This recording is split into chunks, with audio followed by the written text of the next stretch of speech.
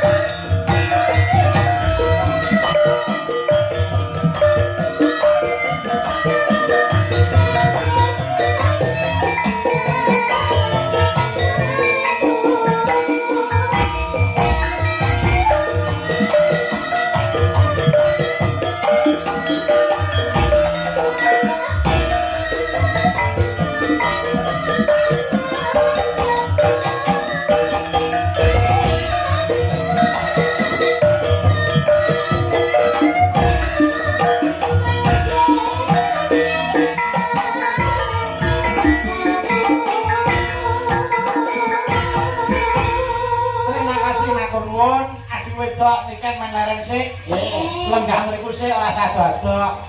Ya, nggih. Ayo aku nyuwun tulung Mbak Ayu, kene jumeneng kene. Monggo, metaran-metaran turun.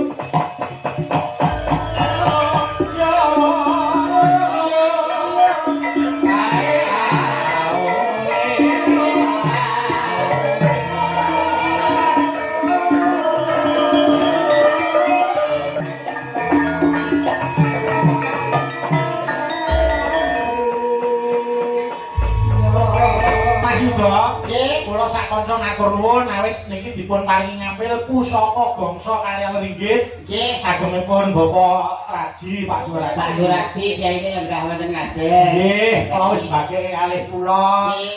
Wah, kula jan kan napa gumun gamelan apik kaya ngene. Wah, saya Wayang hebat kaya ngene. Nggih. hebat.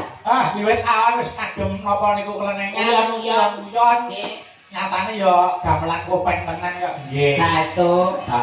Yo Malik Slendro, Malik Slendro. Nggih ugi salam hormat dumateng Bapak Wakil Bupati Mas Santo nggih nunggani. Oh nggih. Ingkang putra nggih ngasta wonten dalang Mas Dio. Oh nggih Mas Dio. Nggih, Pokoke Pak Wilujeng dalu saya niku. aja nganti kembo oleh sinau ten perjalanan nggih Mas. Nggih.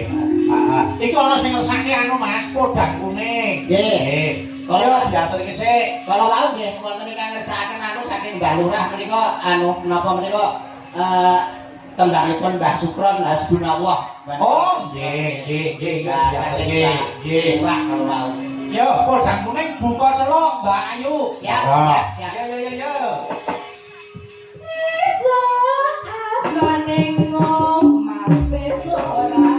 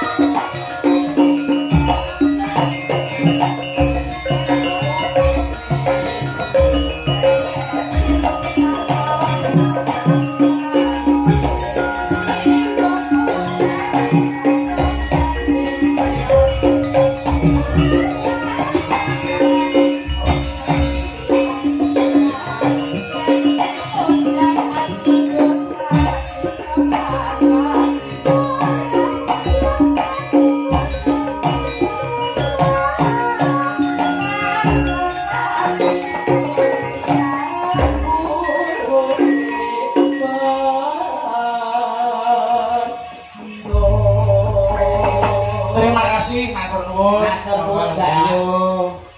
Niki gandeng anu Mas. Nggih. Garwane rak saka Banyuwangi to. Nggih, leres. Nggih, niku aku tak ngaturke lakon Banyuwangi sih.